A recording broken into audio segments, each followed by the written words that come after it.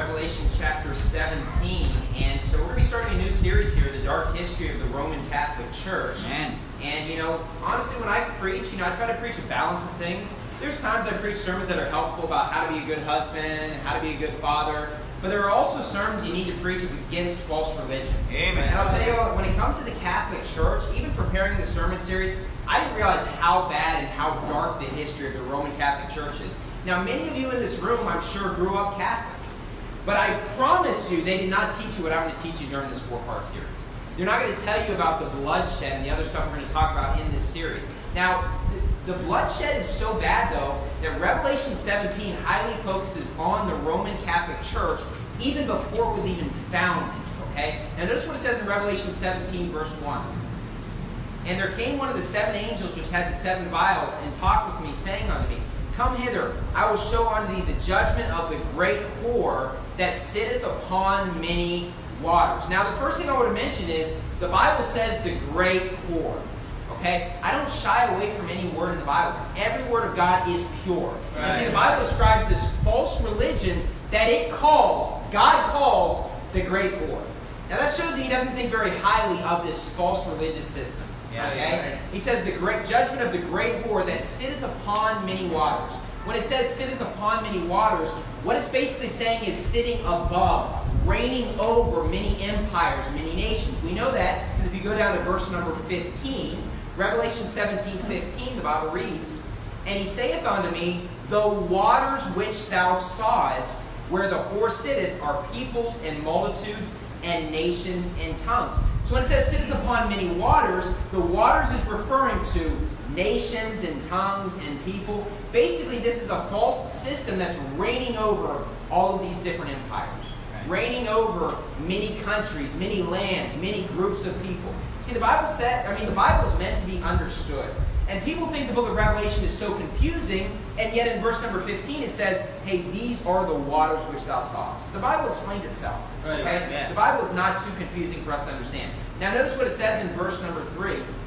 And we're going to see very clearly here in Revelation 17, this is referencing the Roman Catholic Church.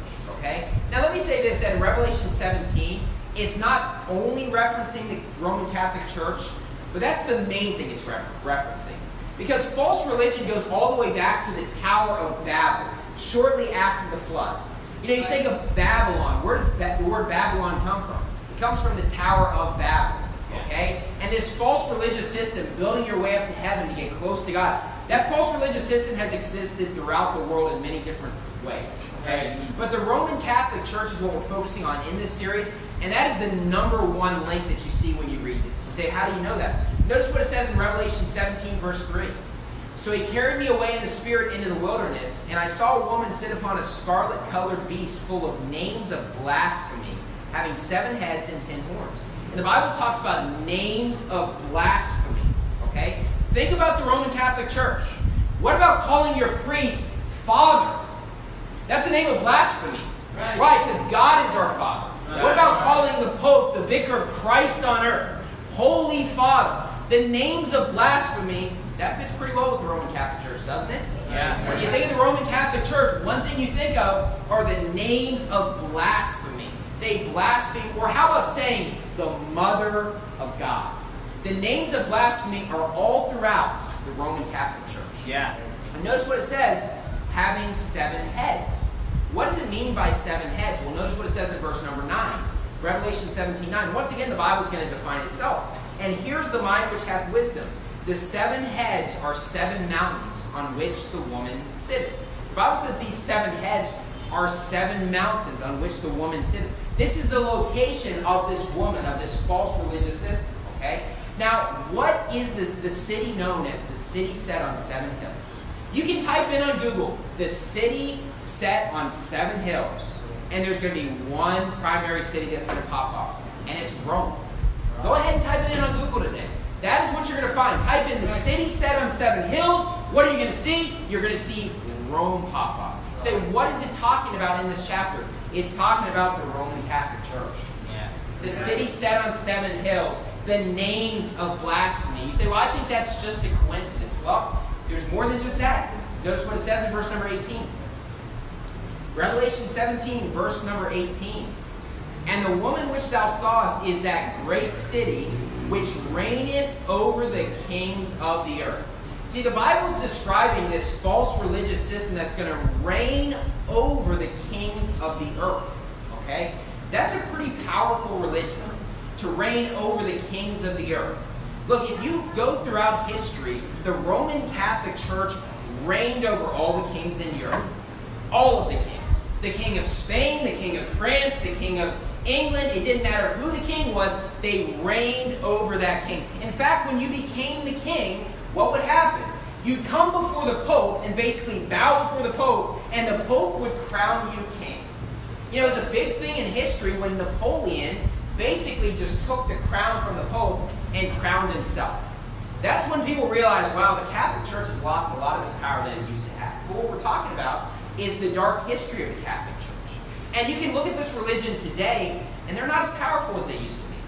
Now, they're still a very powerful religion, but they are not as powerful as they used to be. There was a day when they reigned over the kings of the earth. You usually think of the king as having supreme rule. No, there was a day when the Roman Catholic Church reigned above all of the kings. They basically own the world. You say, how could they possibly own the world? Well, think about when the Bible was written in Revelation 17. What was the empire that ruled the world? The Roman Empire. What's the religion that came out in the early 4th century AD from the Roman Empire? The Roman Catholic Church. You say, well, they converted to Christianity. They did not convert to Christianity. They kept their Roman false gods and mixed it in with Christianity. You say, well, you know, where are all the false gods?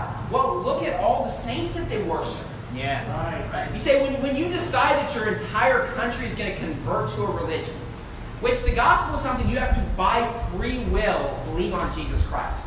Okay? But when you decide our entire empire, everybody's going to become Christian, what do you have to do to get people to go along with it? Well, you can't just discard the old religion. You basically got to take the old religion and kind of morph it into the new one. You got to kind of keep the old religion. And the Roman Catholic Church, they never rejected their old religion. Now look, if you grew up Catholic, it might seem normal to you, but look, the Catholic Church is strange. The traditions that they have. I've been to Catholic Church one time in my life. Okay, I went in college, and you know, one of my friends invited me, and I didn't know much about the Catholic Church. And I get there, and then all of a sudden, there's like water there, and they said, "Oh, that's the holy water." I was like, "Holy water?" I was like, "What is holy water?" And they, you know, I was like, it has like some sort of magical powers. It's like, that's weird. Look, the Feast of the Black Nazarene is weird. It's strange. It's confessing your sins to a priest. That's strange. That's not normal. Their religion is weird. A man dressing up with a dress on stage? That's not normal. You say that's not a dress. You say it's not a dress because you've seen it so many times. If that same thing was on a woman, you'd call it a dress. You say, why? Because by definition, they wear a dress. That's what they're wearing. It's not normal. It's weird. It's strange. But you know, when you're around it, it seems normal. What you have to understand is the Roman Catholic Church today is not like it used to be. It used to reign over the kings of the earth, and I'm going to prove it to you in this sermon. Now, notice what it says in verse number 2. It says, with whom the kings of the earth have committed fornication, and the inhabitants of the earth have been made drunk with the wine of her fornication. The Bible speaks about the kings of the earth committing fornication with this false religion. You say, what exactly does it mean? It basically means that the kings, because their power came from the Roman Catholic Church, they basically did the bidding of the Roman Catholic Church so they could become the king and have power themselves. You didn't want to anger the Roman Catholic Church in the past.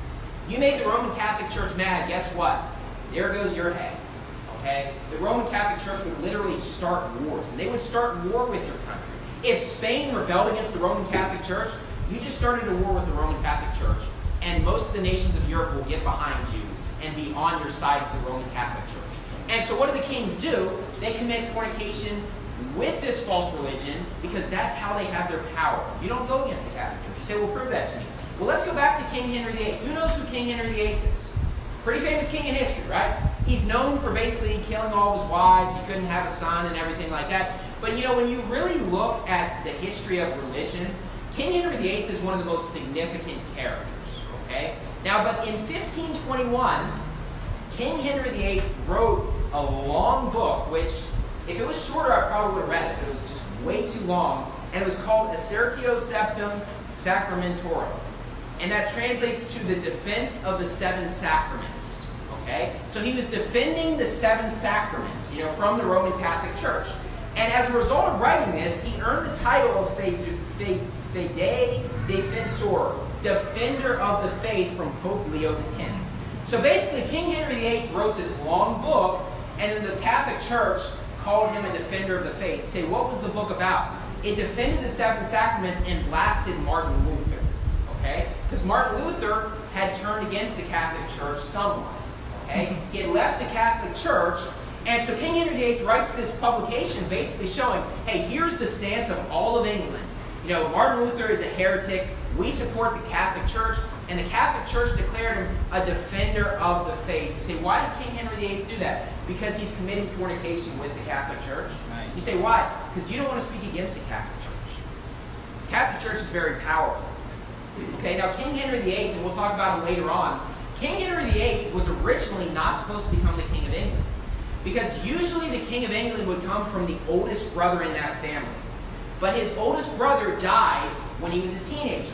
And so his oldest brother died, and when his oldest brother died, they had King Henry VIII marry his oldest brother's wife, once his oldest brother was dead. You say, why did they have him do that? Because in history, what you see, and even in the Bible, you would often marry someone who was powerful in another country. And she was very powerful in Spain, Catherine. So basically, as basically the new King of England, when you have power in Spain, you're basically combining empires, so to speak. So you would often marry someone who was like a leading, princess or something in the world. You see that even from Solomon in the Bible. You see people that will marry princesses, they'll marry queens, they'll marry these people because it gives them power. And that's what King Henry VIII did. And so basically he marries to bring an alliance between England and Spain. Now, one other thing we need to understand is this term called the divine right of kings. The divine right of kings. What the Catholic Church taught was that the Pope basically was the vicar of Christ on earth. He was basically perfect when it came to expressing doctrine or the choices he made. They didn't say he was sinless, but basically everything he did was right. Like if he declared war, he was right on that. If he declared that you have to be baptized to be saved, that he's right about that. Basically, he's speaking as a mouthpiece of God, so to speak. That's what the Catholic Church taught. And he was basically chosen directly by God, the Pope.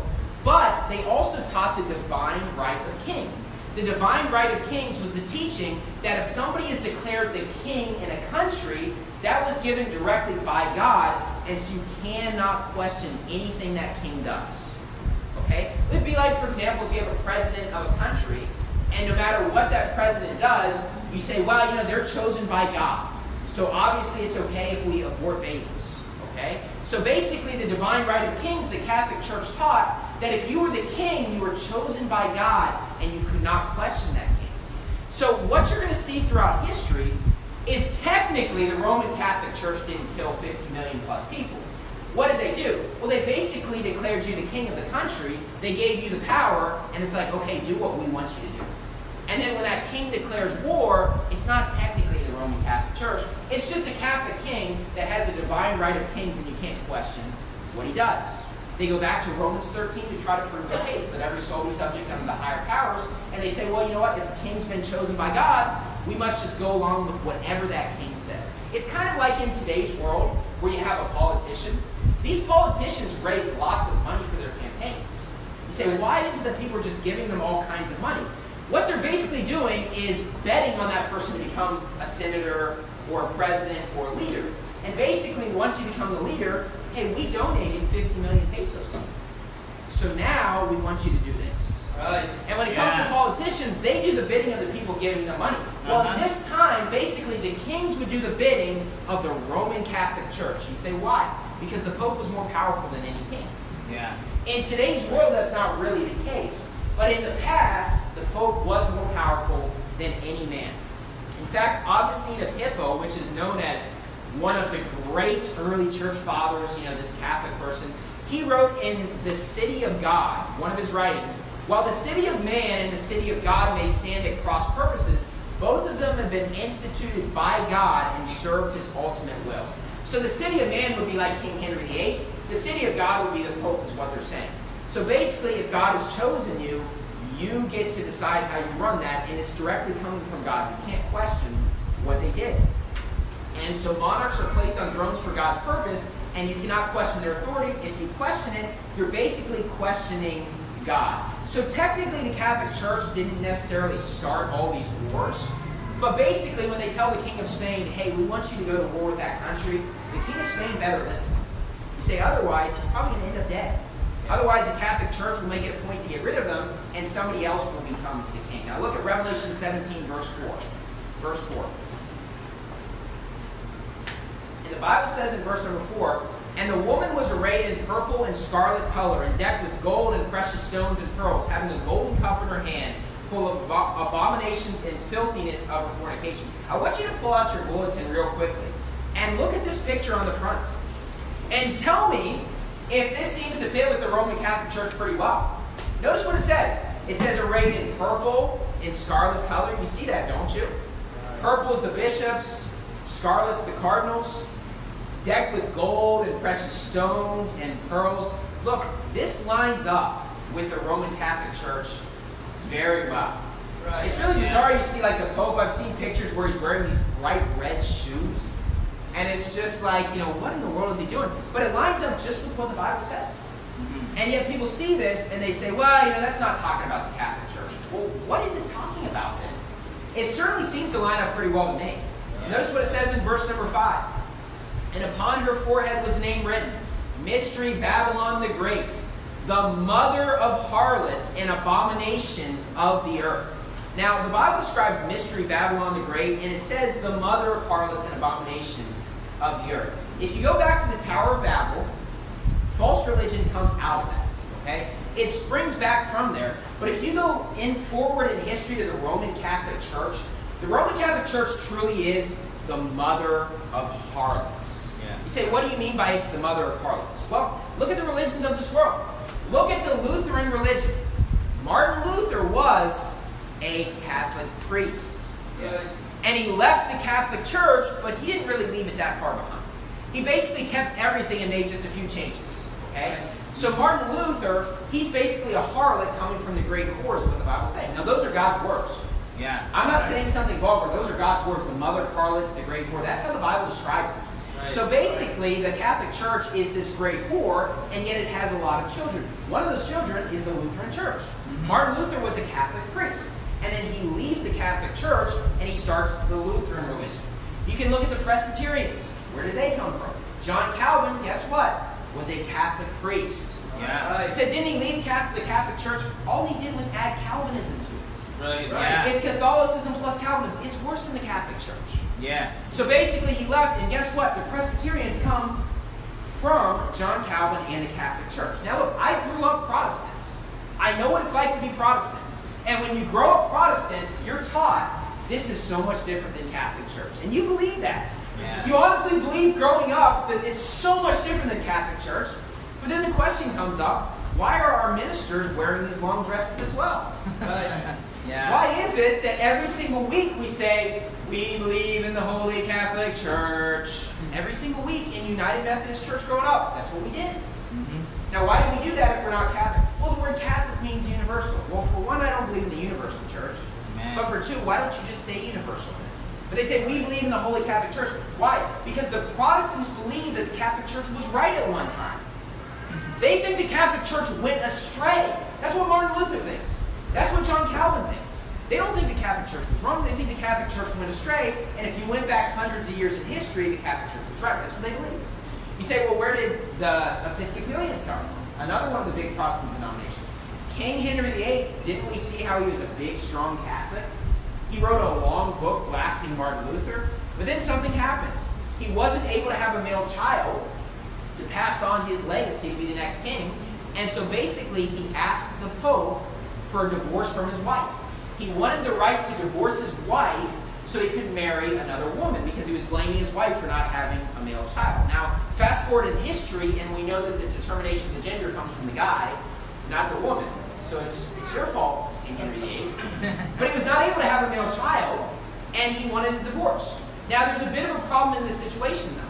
Because, like I talked about earlier, the popes were often involved in wars. and he was basically having a problem with the King of Spain, okay, the Emperor of Europe at the time, the Emperor Charles.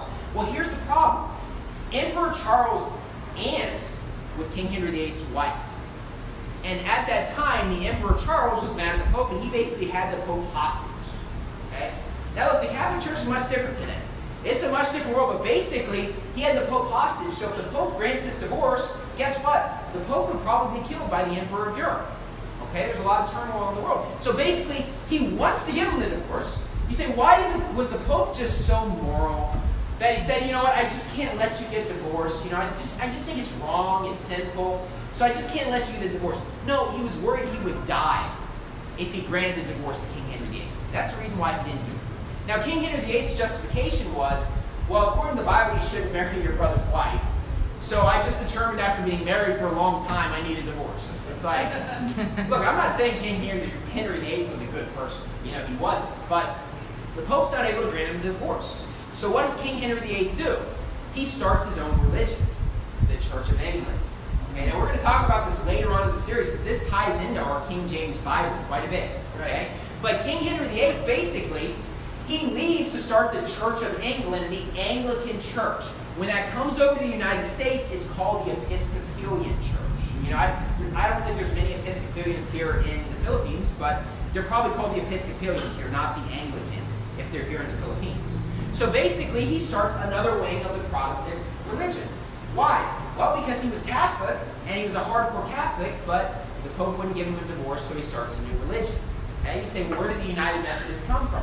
The United Methodists come from the Anglican Church. John Wesley was an Anglican priest. Now, keep in mind, the Church of England is very similar to the Catholic Church. You say, why? Because they were Catholic, and then King Henry VIII just said, hey, I need a divorce. They didn't change much in their religion. They just said everybody in England must be Anglican now instead of Catholic. Okay? The United Methodists, John Wesley, he was an Anglican priest, and so he left that to start the United Methodists. So guess what? It's very similar to Catholicism. That's why you go to a Catholic church, and all of these Protestant denominations are very similar to their mom, the Catholic Church. You say, why is it the Baptists are so much different? We didn't come out of the Roman Catholic Church. The Roman Catholic Church was never right. They were always a vicious, bloodthirsty religion, which we're going to see in this sermon. They were never right. But you can truly see how the Catholic Church is the mother of harlots, because it started a lot of false religions in this world. Now, look at verse number 6. I didn't even mention the Orthodox. Now, the Orthodox are probably the most similar to the Catholic Church. And in the 11th century, there was the Great Schism, where at the time, basically, the Orthodox believed in not one man ruling. They had basically 5 guys who ruled certain regions. And the Catholic Church and them split off because they wanted full authority. And so the Orthodox comes from the Catholic Church. It's just like the Roman Catholic Church. Yeah. And throughout the world, there's a lot of countries that are basically 100% Orthodox, 99% Orthodox. There's countries, I mean, where Pastor Anderson's preaching the gospel now, it's like 80% Orthodox. There's countries, Russia is like 90 whatever percent Orthodox, okay? And so it's a big religion in the world. I think there's like 250 million Orthodox throughout the world, or some large number of that. It's quite a bit. And so there's all these false religions that came from the Catholic Church. Notice verse 6. And I saw the woman drunken with the blood of the saints and with the blood of the martyrs of Jesus. And when I saw her, I wondered with great admiration. So the Bible speaks about this woman, the Roman Catholic Church, and it says it's drunken with the blood of the saints. Basically, this Catholic Church just murdered people that believed on Jesus Christ. And if you know anything about history, you're going to know that's the case. Yeah. The Catholic Church is responsible for an untold amount of bloodshed on this world. They just murdered people because they refused to baptize their babies. Right. Look, everybody in this room, if there was living a day where you would be dead for even coming to this church, every single one, I'd be dead. Just for not baptizing your baby, you would be killed by the Roman Catholic Church. Okay? Right. That's the reality. Or they would torture you until you're willing to become a Catholic. Okay? That's what happened in history. And it says with the blood of the martyrs of Jesus. So people that were just like us were killed for the things that they believed. Verse number 7. And the angel said unto me, wherefore didst thou marvel? I will tell thee of the mystery of the woman and of the beast that carrieth her, which hath the 7 heads and 10 horns. And so John is seeing this, And it's hard for him to comprehend because this is something that's happening in the future. He's trying to understand it. And it says he wonders in great admiration. And then the Bible says it's going to be described what is actually being talked about. Now turn to Acts 22. Acts 22. Now, during his day, it would be hard to understand because, the Catholic Church wasn't around, although it was just like the Roman false religion. So it's not too crazy to him. But we're able to understand the book of Revelation a lot better now than they were in the past. You say, why? Because these events have already happened. We can look back at history and we can see, oh, okay, this was talking about the Roman Catholic Church. Okay? The book of Revelation is not that confusing. And we're going to talk about the rapture in the second sermon. Look, the book of Revelation is just not that confusing. Yeah. Okay? But a lot of people have been saying false things about it and people are confused. Look, Revelation 17, I don't know about you, but that all makes perfect sense. And everything I preached, I've heard that preached before. And when I heard it preached, I looked up the facts. I said, man, that makes perfect sense. It lines up with exactly what the Bible's talking about. So let's talk about the bloodshed as a result of the Roman Catholic Church. And you say, why is it that the Roman Catholic Church killed so many people? One reason why is simply there was a tradition of persecuting before the Catholic Church started in the Roman Empire. Now, Constantine starts the Roman Catholic Church. He sees this giant cross in the sky, and they have these big councils, and everybody becomes Catholic in the world. They basically force everyone to be Catholic. But the tradition of persecuting those that believed on Jesus Christ, that goes way before that. It goes back to the Old Testament, but during the days of the Roman Empire persecuted and killed those that believed on Jesus Christ. Notice what it says in Acts 22, verse 24. The chief captain commanded him to be brought into the castle and bade that he should be examined by scourging, that he might know wherefore they cried so against him. So what do? They examine by scourging. Basically, we're going to beat you. We're going to torture you to find out what the truth is. Now, this is what the Catholic Church is known for during the Spanish Inquisition. They would basically just torture you to get information. You say, why would they possibly do that? Well, it goes back to Acts 22. Notice what they're doing. They're basically scourging him to find out what happened. Yeah. Instead of giving a fair trial, let's just beat him. Let's just torture him and find out what the reality is. This goes back to the Roman Empire. Notice what it says in verse number 25. As they bound him with thongs, Paul said unto the centurion that stood by, is it lawful for you to scourge a man that is a Roman and uncondemned? When the centurion heard that, he went and told the chief captain, saying, take heed what thou doest, for this man is a Roman. Then the chief captain came and said unto him, tell me, art thou a Roman? He said, yea. So once they find out he's a Roman, they stop beating him because they're worried, because he has freedom. Okay? But you have to understand this same thing happens in today's world. If you're a preacher of the Word of God, the empires, the countries, they're not going to like what you say. Yeah, right. That's the reality. You see it in today's world. You go back to 6,000 years ago. You go back to before Jesus Christ. You go to the Roman Empire or forward in history. Look, if you stand up for the Word of God, the nations, the empires, the false religions, they hate you. Yeah, and they persecute you. Mm-hmm. We will never have the power that they have. That's why it's so foolish to try to take over the government. We're never going to be able to take over the government. Right. It's like the government will always be persecuting people like us. The only thing we can do is zealously preach the gospel and just seek our best to have peace with those people. Right. Now, we'll still preach the sermons, but we try not to just wage war with them, because honestly, they're going to wage war with us, even though we're not really doing anything. And so turn to Luke 14. Luke 14. But honestly, it shows you that the persecution that we have in today's world, it's a very light affliction, as the Bible says. Look, I'm not worried about dying after preaching this sermon. The Catholic Church is not going to come down here and torture me to death. That's not going to happen. Now, maybe there will come a day when that happens. But I'll tell you what, if you go back to history, that for sure would happen. It's not just, well, it might happen. No, it for sure will happen. For sure, you'll be beheaded, you'll be tortured, you'll be killed for preaching a sermon against the Catholic Church. Okay? We have great freedom in today's world. Now, here's the thing you have to understand. When it comes to a country doesn't really need a reason to kill people and torture people. They can just say, well, we're the country, we're doing it to protect the country.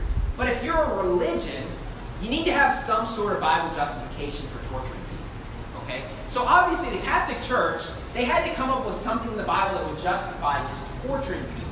Okay? You say, what did they use? Luke 14 is their justification. I'll explain to you what I think it's talking about, and then you can decide if it's justifying we just torture innocent people, or what I'm going to say it's talking about. But this is their justification. Luke 14, verse 16. Then said he unto him, a certain man made a great supper and bade many, and sent his servant at supper time to say to them that were bidden, come, for all things are now ready. And they all with one consent began to make excuse. The first said unto him, I have bought a piece of ground, and I must needs go and see it. I pray thee have me excused. And another said, I have bought 5 yoke of oxen, and I go to prove them. I pray thee have me excused. And another said, I have married a wife, and therefore I cannot come. So that servant came and showed his lord these things. And the master of the house, being angry, said to his servant, go out quickly into the streets and lanes of the city, and bring in hither the poor and the maimed and the halt and the blind. And the servant said, Lord, it is done as thou hast commanded, and yet there is room. And the Lord said unto the servant, go out into the highways and hedges, and compel them to come in, that my house may be filled. Now here's my interpretation. My interpretation is we should preach the gospel to as many people as we can. Right. Get as many people saved as we can so they can go to heaven one day. Yeah. That God's house might be full. I think that makes sense. No matter who it is, compel them, whether they're poor, whether they're maimed, whether they're rich, no matter who they are, whether they're Muslim, no matter what religion, preach the gospel, try to get them saved. Yeah. Okay? This is the Catholic Church's interpretation and for how they justify torture. They basically say there's 3 groups of people. There's the group of people that refuse to come. There's the group of people that do come. And then they say in verse number 23, there's a 3rd group of people. Okay? Because they say at the end of verse 22, it says, Lord, it is done as thou hast commanded, and yet there is room. So they say, well, see, there's the 2 groups of people. That's done. Now we're moving on to a 3rd group of people in verse 23. And they say in verse number 23, when it says in the highways and hedges, these are the heretics. Okay? Those in the highways and hedges. And we must compel them to come in. So basically, if we can't, how do you compel them? You torture them. You will become Catholic no matter what. That's what they teach. Wow. That is their justification. Now look, I could have come up with better justification for torturing people than you guys did.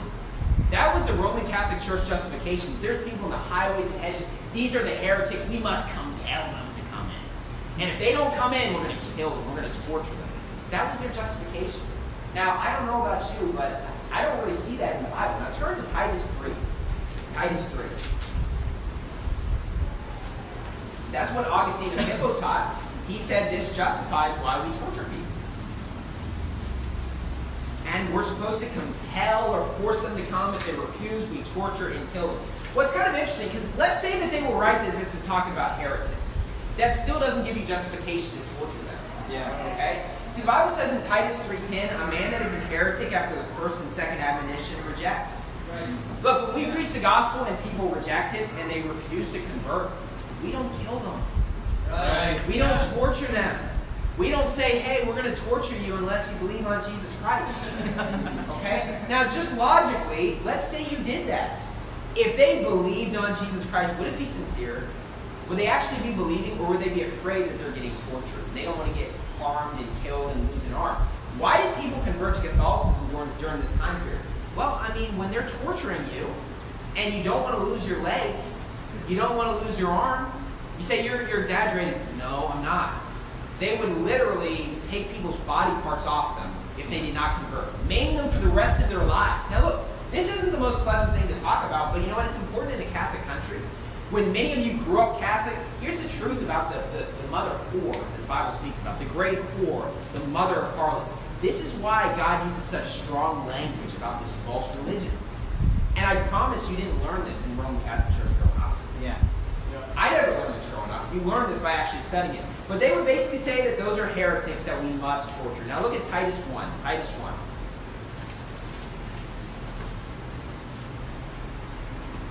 Now, for the sake of all of us in this room, I'm not going to be graphic about what the Catholic Church did.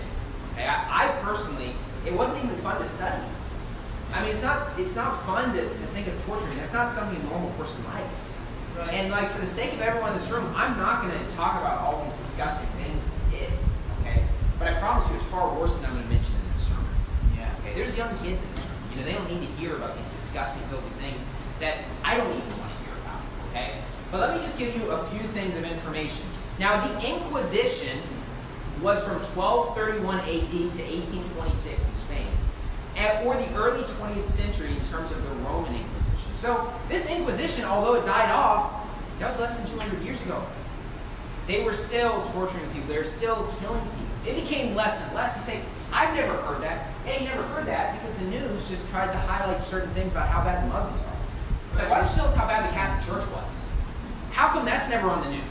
How come there's 1,000 years of history of you not just being pedophiles, but just killing innocent people, and nobody ever talks about it now? And you learn this in school about the Protestant Reformation. They'll never tell you about this stuff. Right. They just avoid that. You say, why? Well, there's so many people that are Catholic we could offend. Right. It's like, wow, we could offend a Catholic. You killed Baptists. You killed people like us. And you're worried we might offend somebody?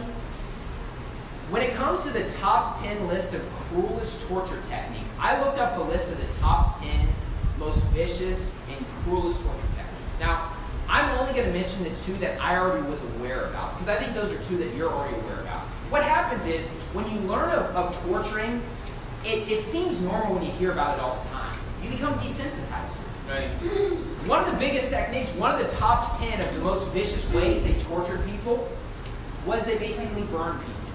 Okay? Now, we hear about that a lot, so it doesn't seem that bad. But it's like, can you imagine burning to death? You say, well, how did they burn people to death? What they would do is they would use wet grass. So you would burn over a period of like 24 hours. Right. It would basically take a whole day before you burn to death and you die. Now, look, I've been burned before, like on my hand, on my fingers, but that's like the most pain there is. There's a reason why hell is so scary. Right. Like, burning is like the worst pain. Can you imagine 24 hours burning to death? Where basically, they use wet grass, so it's really hot and it's torture, but you're feeling the pain. It takes 24 hours to burn. They didn't just burn you in like 2 minutes. No, they tortured you to death. Now, here's what's funny about this. Not really funny, but when it comes to the Bible, let's say somebody gets the death penalty. When somebody gets the death penalty in the Bible, do you torture them to death, or is it a quick death? It's a quick death. Right, yeah. Right? But God never advocates torturing people. Right. And honestly, it takes the mind of a weird person to enjoy that. I mean, Yeah. what in the world? Why would you want to torture a human being? So one of the techniques was burning. Another technique was waterboarding.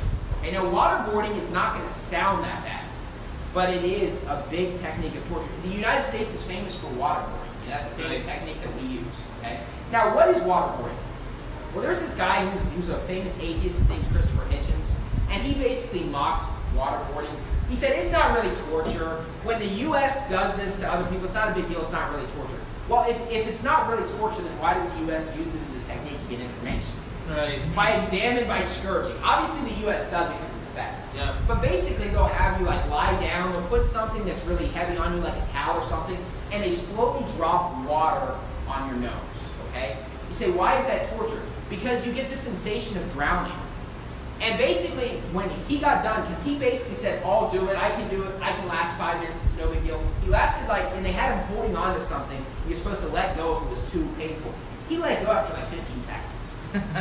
He was probably trying to let go earlier. Basically, he gets up and he's just like, because he felt like he was drowning. He said it was the sensation of suffocating and drowning at the same time. You feel like somebody's like basically, suffocating and you're drowning.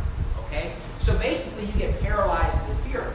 But it's been proven that when you have this sort of torture for several minutes, like 5 minutes, it can make you go crazy. It can permanently destroy your brain. But we're not meant to be tortured. Right? It's not normal. Okay? And it's not something that is good on our body. It can completely destroy us mentally. Okay? Those were 2 common techniques. The other 8 techniques, now turn to Jeremiah 7. Jeremiah 7. Actually, look at Titus 1. Titus 1, verse 15. The Bible reads, unto the pure all things are pure, but unto them that are defiled and unbelieving is nothing pure, but even their mind and conscience is defiled. The Bible speaks about wicked people and their mind and conscience is defiled. Look, those are the only 2 of the techniques that I knew about, and the other 8, I wouldn't have even been able to dream them up. They're so disgusting. I'm like, what in the world? How could even someone come up with something like that? You say, how did they do that? Because their mind and conscience is defiled. Yeah. The person that invented those torture techniques, they're a twisted, weird reprobate. Okay? Now turn to Jeremiah 7. Jeremiah 7.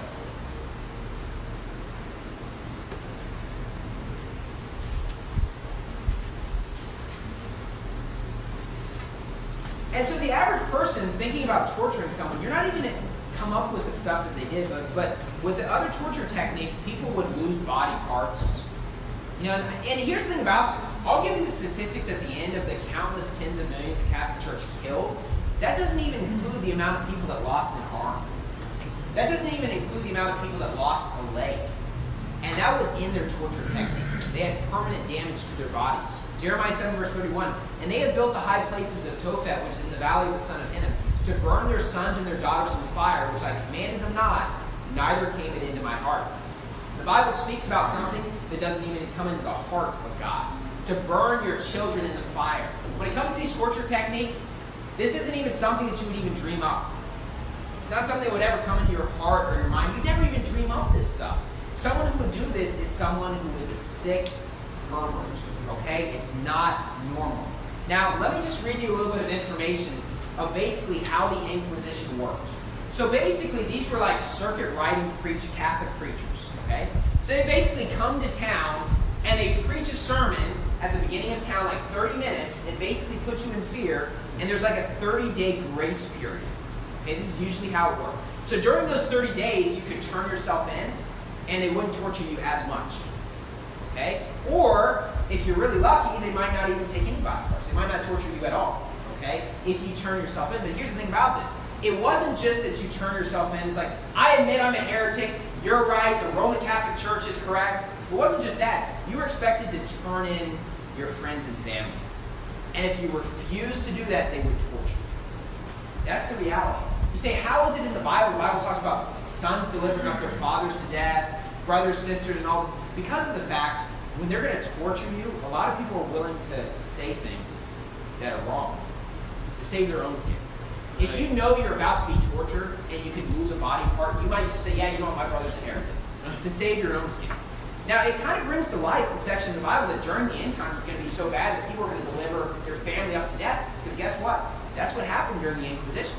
Because the person would come to town, they preach, and basically you have a 30-day grace period. And during these 30 days, if you admit you're a heretic or turn others in, then we'll be merciful to you. And so oftentimes, that's what happened. Or if they were torturing you, you could admit that you were a heretic, and you could name other people's names and it would spare you. So what ends up happening? Well, it's a free-for-all. Look, you're going to just randomly name people just to save your own skin. Right. And look, I mean, obviously I would hope nobody would be willing to do this, but let's say the Inquisition was out. The Catholic Church came in here, and the priest or whatever preached a 30-minute sermon, and basically you had 30 days, and if you didn't just admit everybody in this room who's a heretic, then basically they'll torture you. You know, it's very likely that in this room even people would say, you know, so-and-so, you know, I didn't do anything, I don't really believe this, blah, blah, blah. Why? You want to save your own skin. And people would do these things out of fear during the time of the Roman Catholic Church. It was conversion by fear. And basically, we will torture you unless you're willing to convert to Catholicism, admit you're a heretic, reject all this Protestant foolishness, reject, you know, the Baptist Church or whatever, and just admit the Catholic Church is right. Now, when it comes to what they're making you reject, it wasn't a matter of the belief so much. It's a matter of authority. Because the Catholic Church has changed what they believe. Right. I mean, what they believe now would be considered heresy hundreds of years ago. But it doesn't really matter what they believe. You just have to go along with the program. Right. Go along with the higher powers. And if you choose not to, then you know what? We could torture you. Now, let me give you some statistics on... Actually, let me give you a few examples of things that they would torture you for. A few things that we know is the Catholic Church tortured people and killed witches and people like that. But they would accuse like everybody of being a witch. And so basically lots of people are being tortured innocently. And we know about that. We also know that they murder people for rejecting. See, they'll tell you about that they would persecute witches and kill them, you know, these bad people practicing sorcery. What they don't tell you is they also kill people who didn't baptize their babies. If you don't baptize your baby, we will torture you. Okay? They also won't tell you that they would murder you for rejecting and worshiping Mary. If you refuse to call Mary the Mother of God, you will be tortured. You had to admit that Mary was the Mother of God. Okay? Now, under these circumstances, there would be people that would deny Christ and say, you know what, I don't really believe this. You say, well, how do you know that? Well, what happened after Jesus was crucified? When he was about to be crucified. A lot of people denied Jesus, didn't they? Peter denied Jesus. All of them denied Jesus. Why? Out of fear. Okay? And that is what the Catholic Church was doing. They would murder you for questioning the Roman Catholic Church or the Pope. And basically anything is heresy to them. I mean, literally during that time period, I think it was Galileo, basically, you know, it was a debate on the geocentricity or heliocentricity of this world. And basically he was questioning the Catholic Church. He's like, oh, we're going to torture you for that. We're going to kill you for that. It's like anything's heresy. Like, we're not even talking about salvation by grace through faith. Like, anything. Anything you question what they did, they would kill you for it, okay? Now, let me give you let me say one other thing, too. Because I'm going to give you some statistics of people that they killed. And throughout history, they did persecute and kill a lot of Protestants, okay? And so I kind of wondered before, because honestly, when it comes to Protestants, those are false religions. They preach a false gospel, okay? Now, in America, I didn't really have a full understanding of this, and the reason why is because there's a decent church in everywhere throughout America. You can find a decent church to go to where they're at least preaching the right gospel. But before you guys came to this church, many of you went to a church where you didn't even know if your pastor was saved, right? Yeah. Where your pastor was a Calvinist, and you're going to a Calvinist church.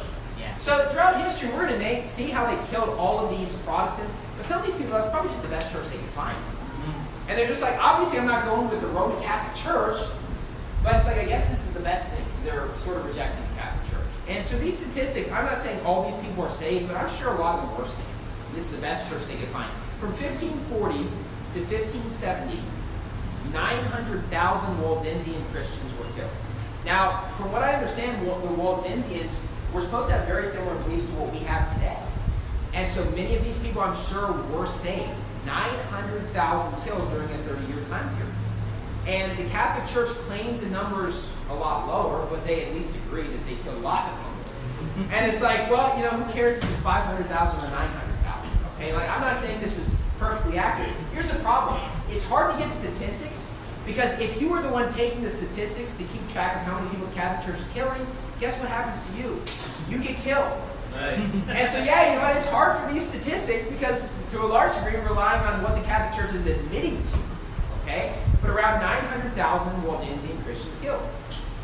From 1553 to 1558, there was a woman by the name of Bloody Mary. Now, this was a daughter of King Henry VIII. Yeah, and she basically inherits the throne, and she got the name Bloody Mary because she killed and tortured innocent people. Right? Yeah. Now, it's kind of funny that she gets this name because there's only a count of 283 people that she burned, but, you know, that she brutally killed. It's just the way she did it.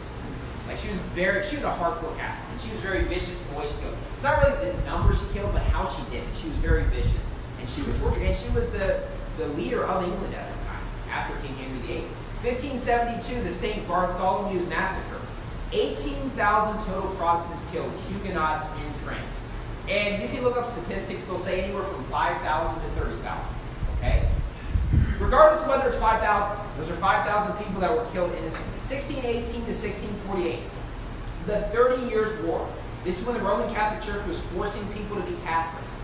And so Protestants, some were rebelling against them, and war breaks out. And in a lot of countries, half their population was killed. In a lot of countries, okay? When it comes to the Bohemia population, I'm not really sure what that is. Population went from 4 million to 780,000. 80% of the population was killed. This was like the Black Plague times 20. When it comes to Germany, their population went less than half. Over half the Germans were killed. Or what they did is they fled the country for safety purposes. I'm not saying every single one was killed. It's kind of hard to know how many. But basically, you were either killed or you left for fear of your life. Okay? When it comes to 1641 to 1649, hundreds of thousands of Irish Protestants were killed. 1685, 500,000 French Protestant Huguenots killed. 100,000 Paulicians were put to death as well, which are said to have very similar beliefs to us. Okay, look, I don't know the exact amount. The numbers are supposed to be between 50 million to 68 million. You say, well, I think that's too high. Maybe it is too high. I don't know. It doesn't change the fact that it's obviously very high because the Bible speaks about it. Revelation 17, that's speaking about the Roman Catholic Church. It's speaking about the bloodshed. Whatever the number is, it's a really high number. Right. And it's not just how many people they killed. There's also all the people that were tortured and lost a body part. Now put yourself in those shoes for a second. Let's say you're a father. You have a wife, you have a couple kids, and they're going to torture you. Look, under that situation, you might turn in somebody else who even might be an innocent victim. You say, why? Because you don't want to leave your home without a father. And the reality is that they would torture you, and if you weren't willing to just give in or whatever, then, and look, I'm not going through the way they tortured people, but, I mean, it was ridiculous. You know, the things they did, like, who could even come up with something? That's the truth about the Catholic Church. And like the Catholic Church doesn't want you to know the truth. Well, this is the truth. Now, if the Catholic Church tries to doctor these numbers, they try to make it a lot lower than it actually is. You say, well, how do they do that? A couple ways they do that. One way is they could say, well, we didn't do it. It was the Spanish kingdom that did it. It was the French kingdom that did it. It's like, well, yeah, because the divine right of kings were basically, you have that authority over that king. Or basically, you know, the civil governments would do, it wasn't always the Inquisition. They'll say, well, only like 2 million people were killed in the Inquisition. Yeah, because a lot of the people were killed and tortured by the civil governments doing it. It wasn't necessarily during the Inquisition. But it was linked to it. Because all these Catholic kings were under the bidding of the Roman Catholic Church. Now look, this is not the most pleasant sermon to think about, but this is reality. Yeah. This is the true history of the Roman Catholic Church. It's only going to get worse during this series. I mean, it's pretty bad, the things they did. This is just the bloodshed. This is the Roman Catholic Church. Now, how does it apply to us today? It doesn't apply to the normal Catholic out there, because no Catholic knows about their history. Right. Yeah. I actually talked to my parents about this growing up. I asked them if they thought the Catholic Church was really weird growing up, and they said, not really, because they didn't really know the information. Because it was before the days of the internet, it was before all these days where everything's public information. Well, I understand this was hundreds of years ago, but the public information's out now. This is the truth about what happened with the Roman Catholic Church. And anybody who knows the history of this religion, and they would stick with it. Now look, these tortures happened before the Protestant Reformation. So explain to me how, in the 12th century, before the Protestant Reformation, that was the true church, when they were killing people like us. That doesn't make any sense to me. This torture has gone on from when the Roman Catholic Church started. And people were being killed during that time period. How are they the true religion when they would kill people like us for not baptizing our babies in the 5th century or the 6th century? This has always been an evil religion. And that's why the Bible devotes Revelation 17 to talk about the bloodshed of the Roman Catholic Church. Let's close with a word of prayer. Dear Heavenly Father, thank you for allowing us to be here today and just getting to see your word, and you give us insight on the Roman Catholic Church, this false, wicked cult, this false, wicked religion. And many of us have a background in this, whether we grew up Protestant or Catholic, God, and we have some familiarity, but they don't tell us the truth about this religion. And the truth is that they are a very bloody religion that you spoke about in Revelation 17, responsible for tens of millions of people, just like us, that were murdered for the things that they believe, God. Help us to get a better understanding of our history and know what the truth is, God, so we're aware, we're knowledgeable, we can pass this information on to other people.